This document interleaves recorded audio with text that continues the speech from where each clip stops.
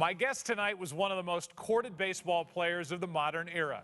After being drafted #1 overall at the age of 17 by the Seattle Mariners, Alexander Emmanuel Rodriguez went on to dominate the position of shortstop for over a decade. He's a 14-time All-Star, a World Series champion, and sits #4 on the all-time home run list for Major League Baseball.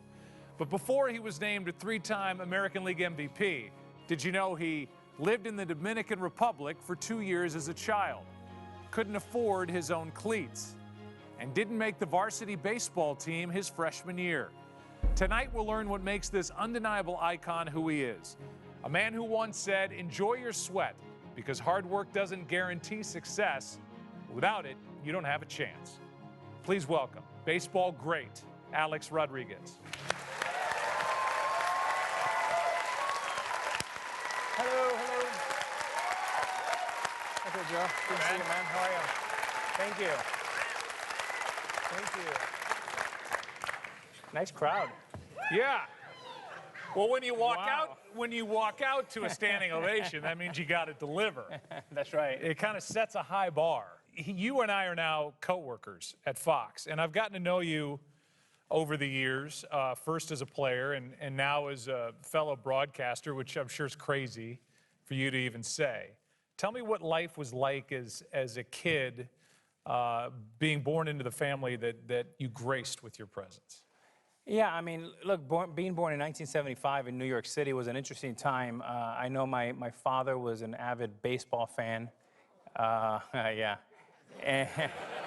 And he was kind of in the banking business, and he loved baseball.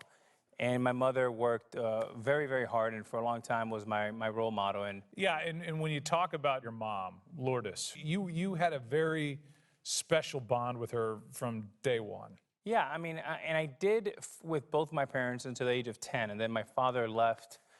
You know, once I was born in New York, we went down to Dominican because they thought New York was getting a little bit too spicy, and went down to Dominican. And then once I got to be like 8, 9 years old, we came back to Miami. And my father didn't really like Miami as much as he did New York and DR. So he ended up leaving, and that was unexpected, and it was unfortunate. And I always thought he would come back. I know from quotes from your sister saying that you used to lay in bed, you know, next to your mom, wanting to feel kind of the presence of your father, or looking out the window and saying, "Daddy's coming home, Daddy's coming home." Now you're a 41-year-old man and a father yourself. As you look back on that, can you put into words what kind of a hole that left in your life? You know, Joe, you at the time, it was a crushing blow, no question about it. What grew from that was my mother, and you know, my mother, Joe, is an amazing lady. She was left with myself and 2 siblings, Joe and Susie, both older. I was the baby in the family. And my mother, I saw her, you know, firsthand work 2 jobs. And she was a secretary in the morning, and then she served tables at night. And I can remember vividly when I was a 10, 11-year-old boy, her coming home and having her pouch from her tip money. And I remember watching the Mets game every night like I did, watching McCarver and Rolf Kiner and Kiner's Corner. And it was the perfect ending because after the game, my mother would arrive, and I would take the pouch out of her waist, and I would take her cash, and I would literally, I remember being in the counter counting her money. And on Monday, Tuesdays, and Wednesdays, it was $22, $23, $24. But by Thursday, Friday, and Saturday, it was $58, $62, $63. But then she did something interesting. She would go in her bedroom, and I would help her as a 10-year-old boy lift the mattress and stick the cash under the mattress. And I said, "Mom, why under the mattress and not like Bank of America or Chase or Wells Fargo?" She's like, "Well, son, I don't trust banks. I trust my mattress." And early on, that left an impression on me.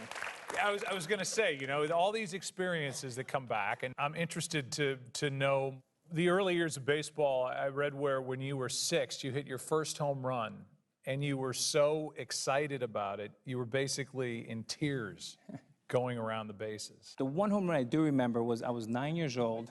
It was the first time that I had played with fences, and we had a fence and we had lights, and there was ivy in the outfield. And maybe this was Wrigley. It was this kid by the name of Tim, and he played for a team called Little Havana, and the team was blue and orange. And I played for a team, Caribas, and it was white Expos uniform, and it said Caribas, and I wore number 3. And he threw me a fastball, probably like 60 miles an hour, and I connected with the aluminum bat. And that ball went up, up, up, and into the trees, over, if you look like over the lights. And I was like, oh my God, that's like the greatest feeling I've ever had. And I think that's when I started just falling in love with baseball, my first home run. When I've talked to childhood friends of yours, they tell me that even at a young age, you were an observer. Yeah, I've always been a guy that, you know, numbers don't lie. And I've always been, and I probably get this from my father. I looked at data early on, way before sabermetrics.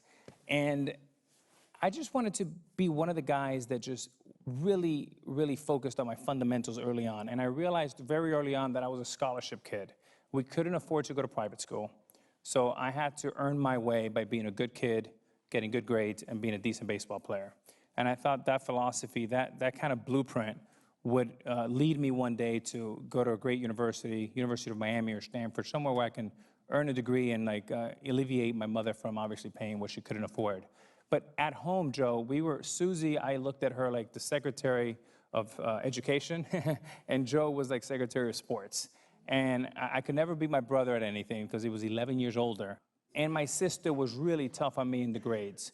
So in a weird way, I found my pocket where I had everybody kind of helping me out, and I had to do my part, and that's kind of what happened. Did the light go on? Was it a foregone conclusion that you were going to be a professional athlete? Where are you, let's say, when you're 10, 11, 12 years old? So funny story is I quit baseball around that time because my love for Magic and Bird was so strong. And the NBA was rolling. I mean, I don't know if you guys remember those games. They were unbelievable. And my mother calls a meeting with me, and she's had about enough of me not playing baseball. I mean, she's working 2 jobs. She's either mad or something's wrong. And I show up 7:30, and I'm nervous as heck. And I see that she has 2 pieces of papers and a yellow marker. And she says, I want to talk about you not playing baseball. I want to talk about you trying to be an NBA player and, you know, pursue basketball. So she hands me a list, Joe, and I look at it, and it's basically an NBA list of the whole roster. I'm like, where'd you find this? I mean, we didn't have, like, you know, iPads back then. And she gives me the yellow highlighter, and she goes, okay, mark out every Dominican NBA player. And I looked through this thing with a magnifying glass for about 30 minutes, and I couldn't find one. And then she gives me that thing she gives, like a great attorney would, gives me another list. And it's an MLB baseball roster, 750 players, maybe a little less than back then. And she gives me a yellow highlighter. And, you know, once I'm done, like, Ran by out of number ink. 50, Right. I said, okay, Mom, point well taken. I'll take baseball again on Monday. And that Monday, I went back to play baseball. Oh, my God.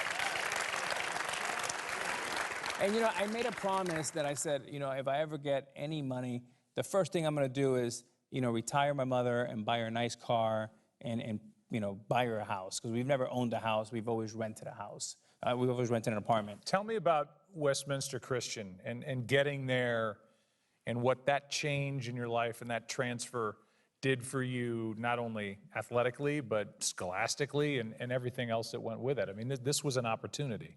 That was a pivotal shift in my life. And I played for a gentleman by the name of Rich Hoffman, who was a coach, but also was a great mentor and teacher of life. I didn't have Dad to come home and ask him for advice or even have someone who showed me the way of what it was to be, you know, loved by a father and all of that. So, you know, Coach Hoffman walked up to me and said, again, I was very average at this point. You were good as a sophomore. I was good, not great.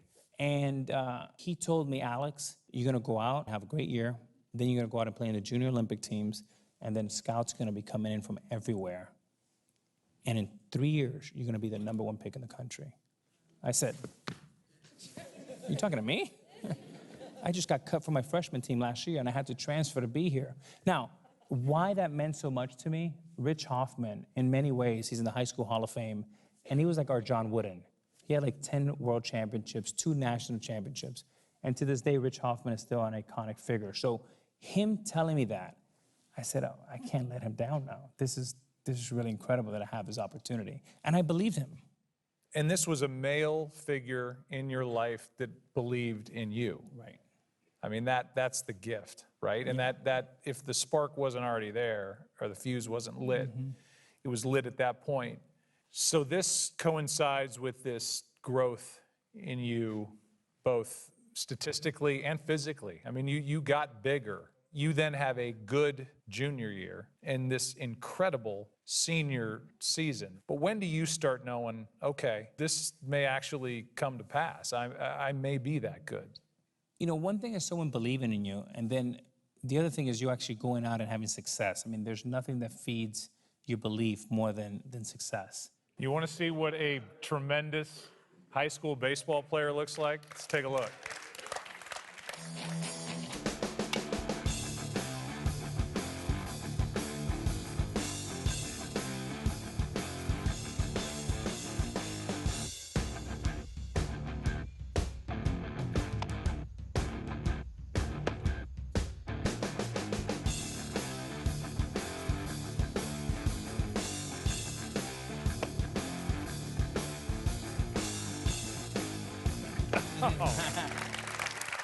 What is even, I'm sure it's been a while since you've seen that. It's been at least 20 years since I've seen that video. Now you're 40. Nothing hurt at that time. Everything was so easy. Right. You're probably thinking now, I mean, if I reached down for that. But when you see that now of yourself in high school, do you look back at that and go, no wonder they all wanted me? It's easier to see now. When you're in the moment, Joe, it's hard to believe because you're in it. I'm looking at that, and I'm a 6'3" shortstop, and I'm 195 pounds. And I started hearing the whispers that he's too big to play shortstop. And that worried the crap out of me because I didn't want to move from shortstop. And I started looking at data, I started looking at prototypes, and I saw Cal Ripken. And Cal Ripken was 6'4", 225, 230 pounds, and he was a Gold Glove shortstop. And I said, screw it. If Cal Ripken can do it, so can I. And then I started watching a lot of videos. I'm talking about hundreds of hours of videos of anything I can get my hands on. And then I will go outside and literally copy, just like Kobe copied Michael Jordan and Pippen copied Jordan, I learned by imitation. Because we are taller and unlike Ozzie Smith or Omar Vizquel, we would have to make plays differently because we had to clear our body. And for me, the toughest play was the backhand that I had to come in. And it was always very challenging because it was an awkward play, and I studied the way Cal Ripken did it. And then I went out and do it 1,000 times. And I wanted to catch the ball and never bobble it. And I knew I had to be great, not good, because if I was good, I was going to third base or the outfield. And Cal Ripken was one of my main inspirations. Coach Hoffman has already told you you're going to be the #1 pick in the country, and lo and behold, you're the #1 pick in the country. You had the option to go play at the University of Miami. Yes. So you could basically say, okay, yeah, thanks, I'm the #1 pick, but I'm going to go play college. Yeah, but we were broke, Joe. We didn't have that option. I mean, that was going to be my follow-up. I mean, that's like an if it was empty my threat. son right now, he would go to college, you Right. know? But my mother was like, you're going to play pro. You're right. And sure enough, the first thing I did is I bought her a small Mercedes-Benz, bought her a house. And for the first 3 years of my career, I went back and lived at home.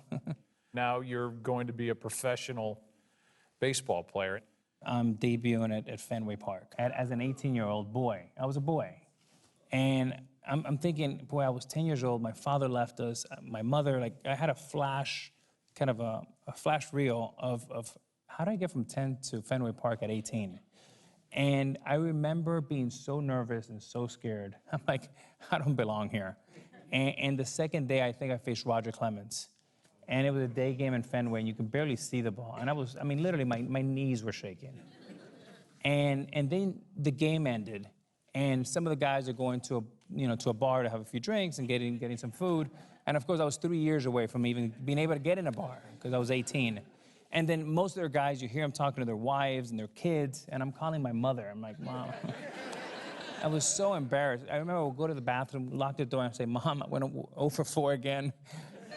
If I keep this up, I won't be around very long. I talked to one of your good friends, and he said at the time he was playing at Florida State, and he said that you would call and have him put the phone down so that you could hear what life was like in a collegiate atmosphere. Yeah. Which tells me that you, A, you missed those guys, Yeah. and B, you felt like you missed something with the college lifestyle. Yeah, I'm in Appleton, Wisconsin, kind of debuting my career in A-ball for the Seattle Mariners. And they're in college. And they're in college. They're all in great campuses, you know, Florida State, Florida, Notre Dame, you name it, Stanford. And I'm calling them all the time, like, oh man, how's college life? How is it? And I envied it. I was so jealous that I wanted to be there. And of course, they wanted to be where I am as a professional. So it was this kind of yin and yang thing. Are you a goal guy? Did you set goals for yourself when you get drafted #1 overall? Was there a benchmark in your mind? I want to get to the big leagues by X. When I get there, I want to do this. I want to be an all-star by this age. Were you one of those guys? I wasn't kind of a goal. I was always obsessed with the process. I knew that I had a unique talent that God gave me. I was tall, and I was strong, and I was fast. But I got demoted 5 times, 5, in 1995 by Lou Piniella. And I was so frustrated. So I walk into this office, it's smoky. And as you remember, Joe, he had this small little office. So if you light up a cigarette, it's just like, can't even see him. And he had a couple drinks, and he said, son, I'm going to have to send you down again to the minor leagues. And I said, again? 5th time? I said, how can this be productive for me? Why not just leave me in AA, let me get 500 at-bats, and let me graduate to the big league level? I just don't agree with you guys. And on the way home, I was crying, called my mother. It was now, back home, it's probably 1:30 back in Miami. Yeah, of course, I lived with my mom at the time, and I said, Mom, I'm coming home. And she goes, no, you're not. I'm changing the lock, so you better stay there. Wait, you were going to quit? Well, I was just thinking, like, this is, I guess, what people talk about Plan B. Plan B is like, maybe I get to go back to the University of Miami and play quarterback and live out my other dream, but this is just not good. And when my mom told me that Plan A was not, an option to quit, I said to myself, I'm going to go back and I'm going to work my butt off, and I'll never give them an opportunity to send me back down again. So I went down to Miami, and I kind of curated this kind of 10-hour work schedule where I was going to get up at 6, run the mountain at a tropical park, go to the University of Miami, run the track, then go with Monica and Swayze and lift weights, who ran the University of Miami football team conditioning program, go home, take a nap, and then at night go back and run that hill again. And I did that every day, 6 days a week for 4 months. And then when I showed up again in 1996, I was ready to rock and roll. The quote on the wall is, enjoy your sweat, because hard work doesn't guarantee success, but without it, you don't have a chance. I mean, that to me is exactly what you're talking about. Yeah, that's just the way I'm a process guy. I feel like you need to put in the work. You need to put in your 10,000 hours. And it's funny, now I sit and I advise our general partner with the New York Yankees, Hal Steinbrenner. And I tell him, before we appraise our young players, it takes about 2,500 at-bats or 5 seasons to really get a clear appraisal on what we have with these kids. I think a lot of times we make judgment way too quickly, and that's just what I believe. 1996, fair to say, is your breakout year where everybody went, whoa, this is different. And as you've already said, you're doing this. I don't know that people realize the greatness of your abilities, because you're doing this from the shortstop position. This stuff has never been done. 1996, statistically, some people will say I won the batting title, and I was 3 points shy of winning the MVP. I lost to Juan Gonzalez. Arguably, that's my best year. At the age of? I turned 20. 20. 2 pitch. Curveball belted deep to left field, and Alex Rodriguez has #1 in the show. The 20-year-old Alex Rodriguez with a chance to be the hero. Right center. The ball game is over, and Rodriguez is the hero. Here goes Rodriguez, and he's got it. He's got 40 stolen bases. Holy cow, 40-40, and that is only the 3rd man in history to have a 40-40 season.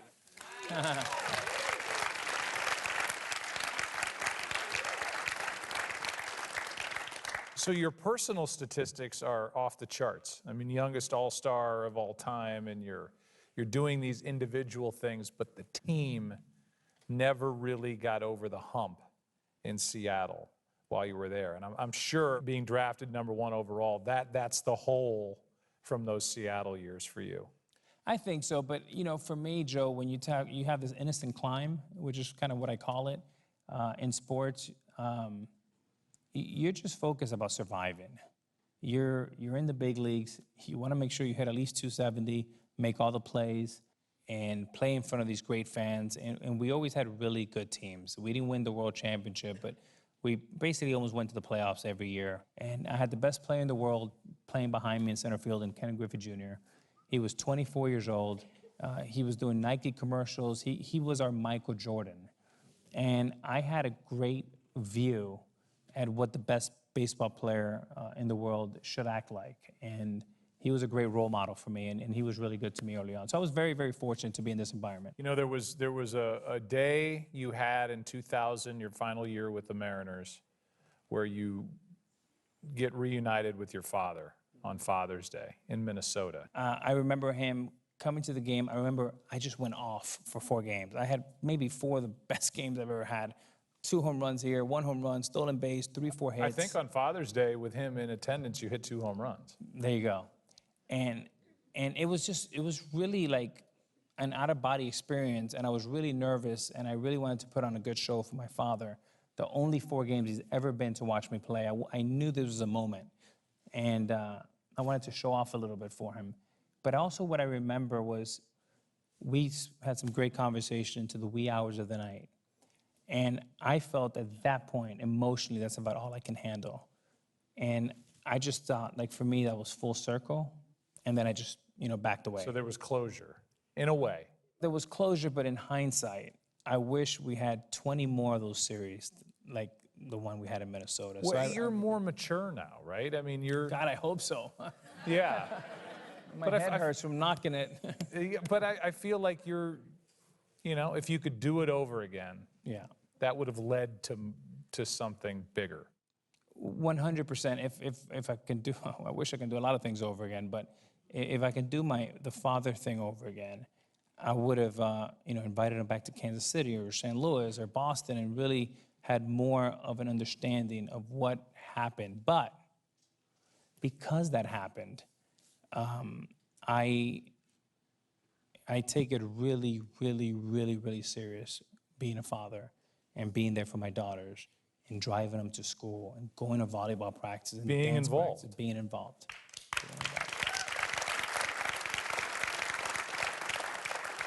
In 2001, you're a free agent and you signed this incredible frickin' deal with the Texas Rangers.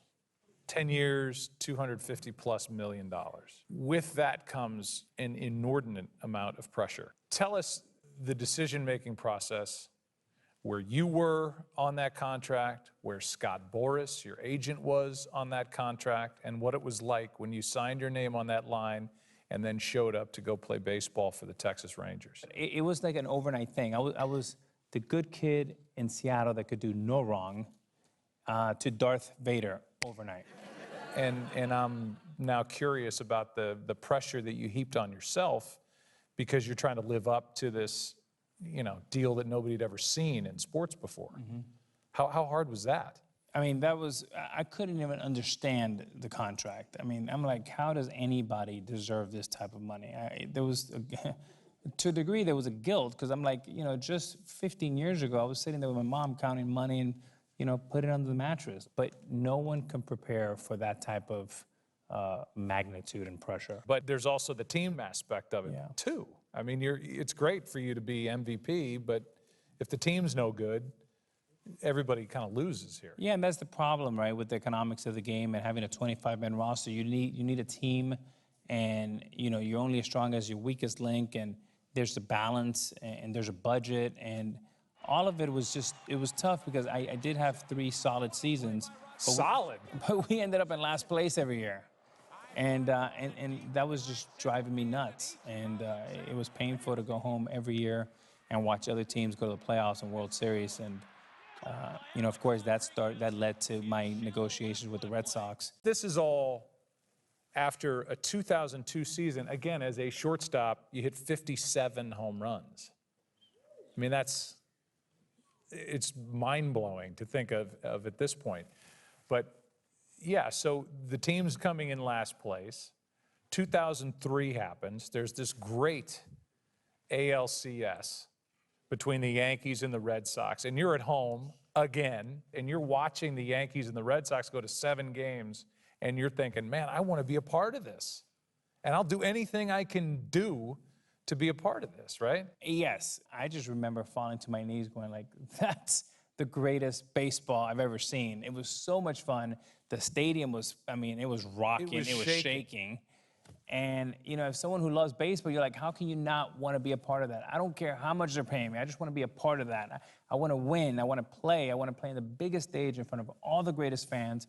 And I want to put my skill set in that platform. Yeah, and so World Series is kind of the holy grail to you, and it hasn't come at this point. And what, again, you kind of put your money where your mouth was with regard to where you wanted to go. Yankees, Red Sox. Yankees said thanks, but no thanks initially. The Red Sox, they work out a deal, and you're willing to give up money to make the deal work, right? Yes. A lot of money. Yes, I think they were scared to set a precedent that other owners were going to use this technique to basically slide and cut future contracts. And then Aaron Boone gets hurt playing pickup basketball in the offseason in January, I believe. And now the Yankees need a third baseman, and the former conversation of thanks but no thanks heats up again. Because A, not only were you willing to go to one of these two teams, but B, they knew there was interest from the Boston Red Sox. So it's always been a kind of a keep away. I was in New York to receive my first MVP award. And ironically enough, who do I sit next to is Brian Cashman. Brian says to me, boy, I'm kind of glad that, you know, the deal fell through. I'm sorry for you, but I'm just happy for us that it fell through. He goes, and then like 5 minutes later, he says to me, now I have a vodka sour in front of me, a vodka soda, so I'm like, I'm having a couple drinks. and Cashman says, boy, I tell you what, if you were willing to play third base, maybe we can call George Steinbrenner and make something happen. So he just planted that seed in my head, and I had about another 4 cocktails. Then you're paying the Yankees to play. And I gave my little, you know, acceptance speech, but I was focused on bigger and better things. So 4 cocktails in, I said, hey, Cash, I may be able to play third base. And he goes, really? And long story short, 2 weeks later, we're having an announcement that I've joined the Yankees as their third baseman. I find it really cool that, you know, you see this 2003 series, you want to be a part of either the Yankees or the Red Sox, you want to be a part of the postseason, so much so that you're willing to change position. This championship, and I don't want to put words in your mouth, is so important to you that you're willing to do that. Is that what it's about, the championship now? Yeah, that's exactly accurate, and I wanted to play meaningful games in August and September and get an opportunity to play in October and have a chance to play in front of the greatest fans in the world, and also in front of you and McCarver when the games counted most. And I wasn't doing that in Texas. The ultimate goal is to win games, and it's a team sport, and we ultimately get measured by championships. So I had this incredible burden on my shoulders that we better damn win, or for the next 50 years, I'm gonna be hearing about not winning a championship. In 2004, you guys have a good year. You get to the ALCS. You have a good first 3 games of that playoff series against the Boston Red Sox, and then not just you, but the entire Yankees get steamrolled by the Boston Red Sox for the first time. The team comes back from down 3-0. That's one of the most painful experiences I've ever had in my life. Literally, I went home for 2 months in Miami. I don't think I left my room.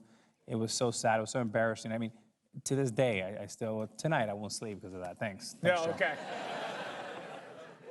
So, all right, now you go through this stretch here where the regular seasons are great, right? And you get opportunity in the postseason, and it's just not clicking for you. Is there anything that you can put your finger on as to why in October you couldn't get over the hump? I always thought of the owner. I always wanted the owner to have a good ROI, a good return of investment with me. And whether that was Seattle or whether that was, Texas or New York, I always had that. And, sometimes I just think I tried too hard. And, many times I did, and some others I didn't. That's an interesting admission, though, by you, saying that sometimes you tried too hard. You got in your own way. I wanted it so bad. I mean, I'm trying to give money back. I'm switching positions. I want my mom to be proud of me. I want to win a world championship. And I just couldn't get it done. And I felt like time was slipping away. I've now played for 12, 13 years, and we haven't been close except once. And you're struggling. I think at one stretch you went 14 games, weren't driving in runs, had 1 RBI, and you end up hitting 8th. Mm-hmm. I mean, this is one of the great run-producing baseball players, great hitters ever, and you're hitting 8th. I mean, that had to be a slap. Yeah, again, the playoffs is like an avalanche, and in New York is magnified. So, you come to, 05, 06, 06, first game of the playoffs, you go 1 for 4. And someone like Joe Buck goes, well, dating back to his last 17 games, he's 1 for 32. And you're like, wait a minute, but we won today, and I went 1 for 3 today. That's not too bad. To be fair to you, you're winning MVP awards. I mean, you had made good on getting the Yankees into the postseason, and you were the linchpin to helping get this done. So it's not like you're not performing for the New York Yankees. It was just a postseason thing. The 2009 season was interesting, right? I mean, you were coming off a torn hip. Mm-hmm. You missed the first month plus of the season, so you start late. That was an interesting year from start to finish. So I had a cartilage, a torn cartilage in my hip, and we weren't going to shave the bone. The minute you shave the bone, it takes basically 6 to 8 months to rehab. You're basically done for the year. So what we did is Dr. Philippon decided to do a surgery which he thought he can execute and basically put 3 knots and not touch the bone. Therefore, I can come back in 5 weeks or 6 weeks. And I went to Vail, Colorado. I trained my absolute butt off. So finally I get back on, I think, May 7th, I think it was, and Jeremy Guthrie throws me a 96, 97 mile-an-hour fastball in, and I hit a 3-run home run, and Cece Sabathia goes on to throw a complete game that day.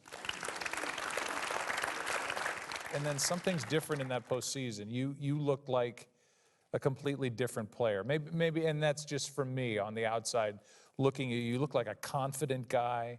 You look like the regular season Alex Rodriguez. Was there anything different internally? Well, I think internally I just said, screw it. I'm going to stop trying so hard. I'm just going to go out and really enjoy the game. I knew deep down inside that we had the best team in baseball. And we had to play good. We didn't have to play great. And I felt like if everybody did their job, we were going to be world champions. There you go. Well, I don't know if it was a better call or a better swing. No, that was luck on my part, but you get to the World Series after you beat the Angels and you're taking on the Philadelphia Phillies, a really good team, obviously. They're in the World Series and had just won the year before that. But tell me what that was like, getting to this World Series, this holy land that you've been waiting to get to for your adult life.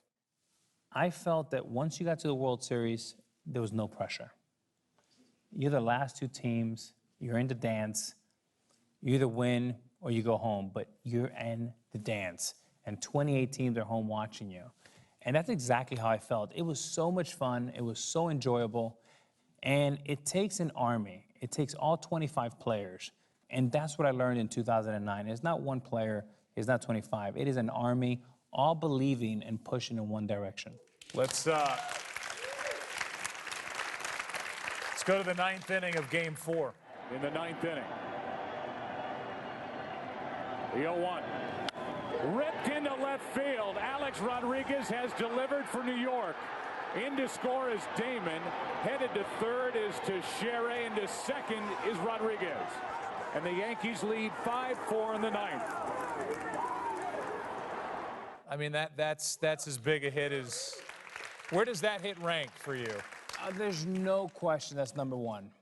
That right there is number no one. question. You know, Joe, when Of 3,000 plus hits. yeah, that's by far number one. And I'll tell you why. I feel like this situation, this game, was gonna, you know, come down to number 13, either being the GOAT or the hero, as it did for so many years. So as you're watching Teixeira walk up to the plate, you're standing in the on-deck circle going, this is going to come down to me. The minute Johnny Damon walked, I knew it was my game. And, I mean, innately, you know the way the movie, I mean, if you've directed, if you're Spielberg and you've seen 2,500 movies, you know where it's going. You know how the middle, the beginning, I mean, it's just, sometimes it's too much information to have up there. But sure enough, I think in the second pitch, Litch drills Teixeira. Now it's first and third. And he throws me an 0-0 fastball, 95 miles an hour, middle in, borderline pitch, calls it a strike, repeats the same pitch, and I hit a double. Wow. And that was game 4, and I knew if we didn't clinch tomorrow, game 5, we would win in game 6 in New York. Well, let's see how it turned out. To the second baseman, Cano. The Yankees are back on top. World champions for the 27th time. There it is.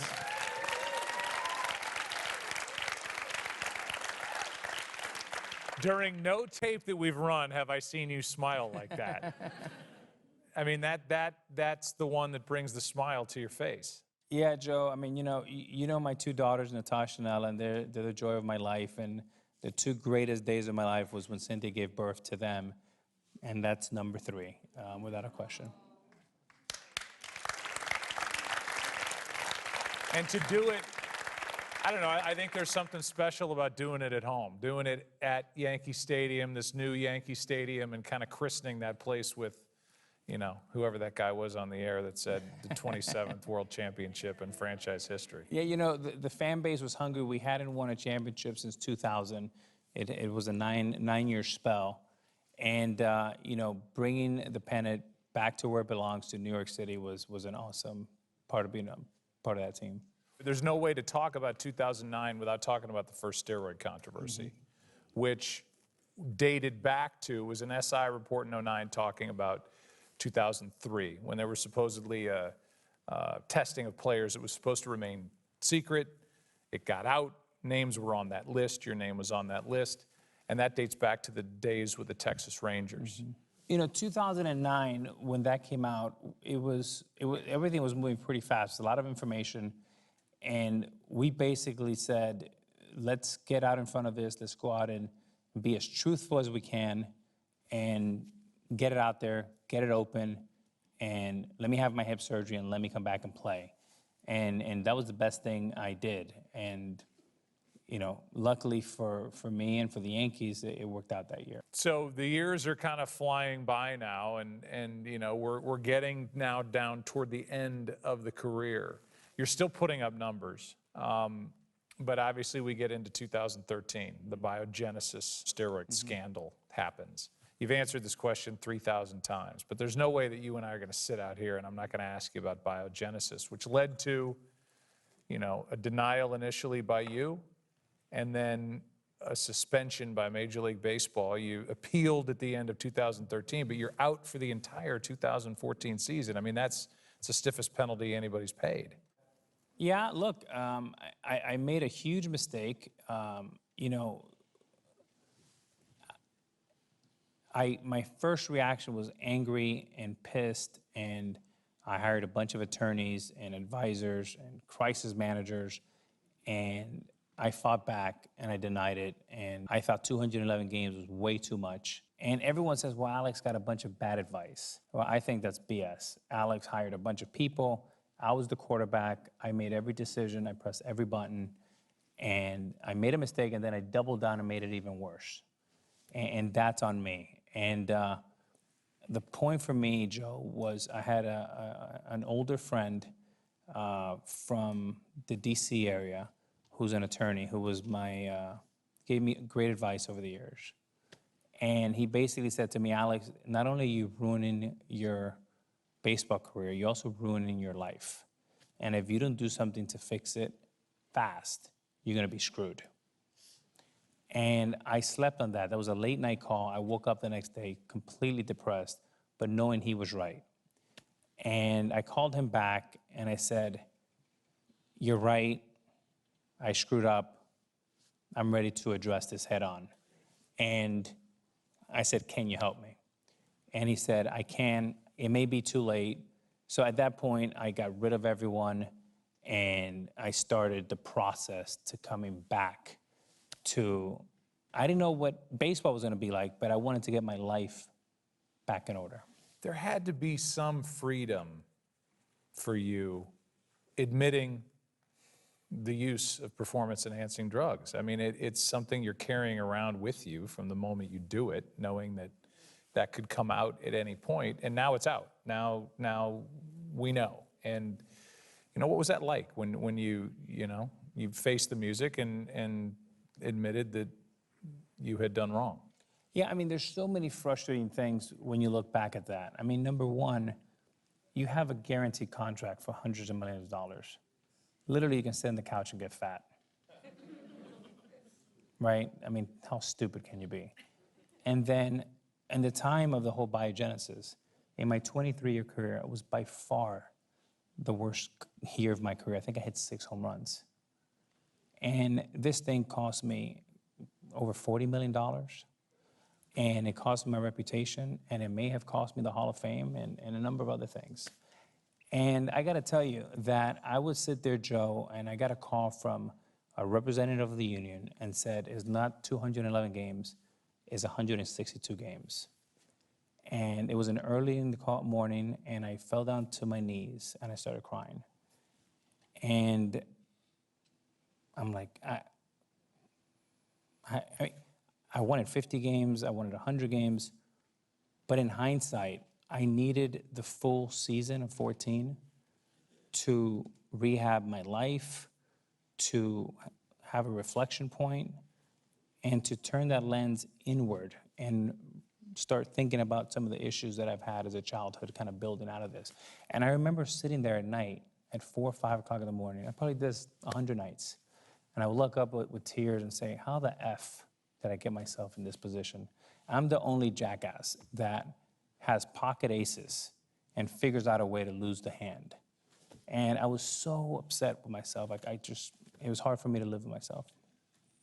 I don't want to sit out here and make excuses for you, but I think, did you feel then the pressure to do this to help you perform and do your job? What led to the use? Obviously, it wasn't performance that hit 6 home runs. I mean, I was awful, right? But after having 2 hip surgeries, I just wanted to get back on the field and give the Yankees their money's worth.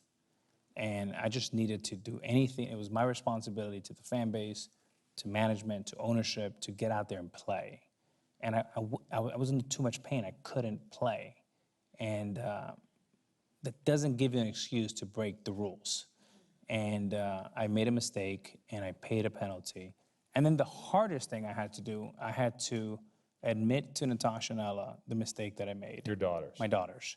And I needed Cynthia to be part of that. And I told Cynthia, when I sit down with the girls, they're going to be listening to me, but they're going to be looking at you. And chances are I'm not going to make it past first base, because I'm going to probably start breaking down. And sure enough, I almost didn't get out of home plate. And, doing that, admitting that to them, and then having them embrace me and hug me, and to a degree forgive me. As I look forward, Joe, I think about, I never want to put myself in a position that I have to explain myself to my daughters ever again. What'd your mom say? Did your mom weigh in on this? I mean, look, my mother was crushed. Mothers are always going to support their kids, right? But the bottom line is, Joe, in that 14, the whole season, it gave me an opportunity to press the pause button and reflect on how I want the rest of my life to be. I know that we've spent time together in the off season with our kids, and I think you've seen a different guy. And the reason I think why you've seen that is because when I came out of this suspension, I wanted to make sure I was a different guy, and I did things differently, and I appreciated people, and I appreciated the game. And I got to tell you, when I came back, it was the greatest time I've ever had on the field. It's great.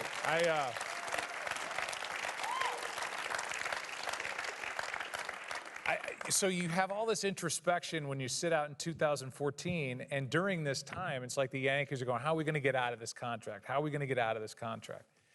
And you come back in 2015, you've had 2 hips, you've just sat out, you're an older man now.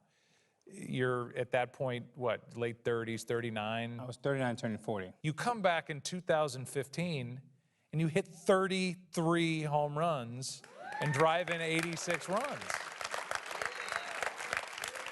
All the while for the Yankees on their television network, you're the biggest star they have. I mean, you're really the only guy, that people are going to come in from the kitchen to watch one of your at-bats. So how proud are you of what you accomplished in 2015? It was remarkable. It was an awesome year, and it was a great lesson, Joe. I mean, again, the arc of my best year at 19 and one of my best years at 40, that told me a story that I needed to know that was really important.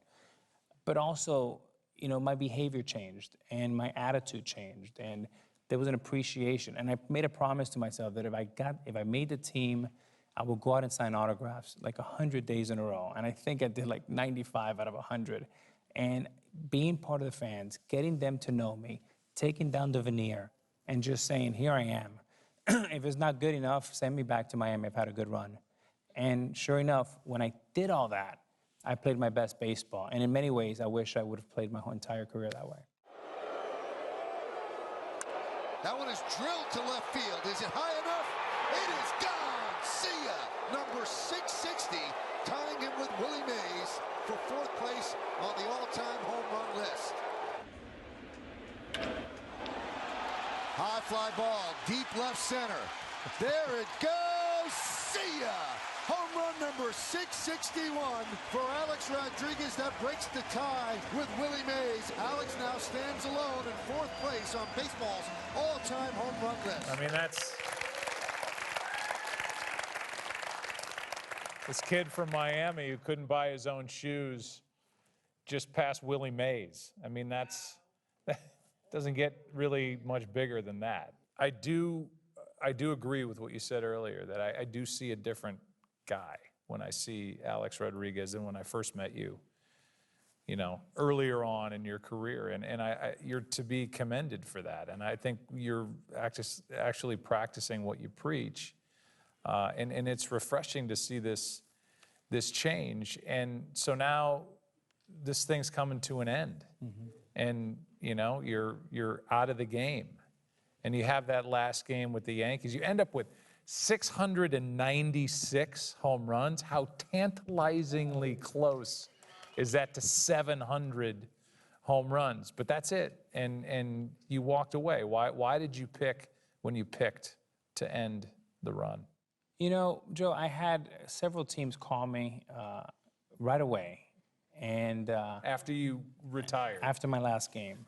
And they said, why don't you get ready in a week and come, we'll hit your cleanup, and you hit 700. And when I got home, my head was spinning. I'm like, 23 years is over. And I had a couple calls, and I thought about it for maybe a day or two. But, I'm so grateful to Hal Steinbrenner. He gave me an opportunity to come back and wear the greatest pinstripes, right? He gave me an opportunity to rehab my life. He gave me an opportunity to save the rest of my life and be a good father and be a good son. And to me, having that last game as a Yankee was incredibly important to me. And then the other thing was to have that last day in New York in front of my daughters and my mother and the great fans of New York. It was something that's a day I'll never forget. Yeah, it's... I always end these interviews with what's next. I know part of what's next is this broadcast career with Fox, which is this incredible turnaround and has been a big part of kind of this new understanding of who Alex Rodriguez is. I mean, this observation eye, this keen eye you have, really serves you well in this new capacity. The people at Fox have been awesome. You know, I mean, we have a great team. Were you scared to take it? Oh, I was terrified. I've always been scared of the media, and you know why, right? but for me, I think the best thing that ever happened to me, the bar was set so low that if I shot a bogey, it would have acted like a birdie. Right. Now, so these are questions I have not seen. Okay. They are normally silly in nature, Okay.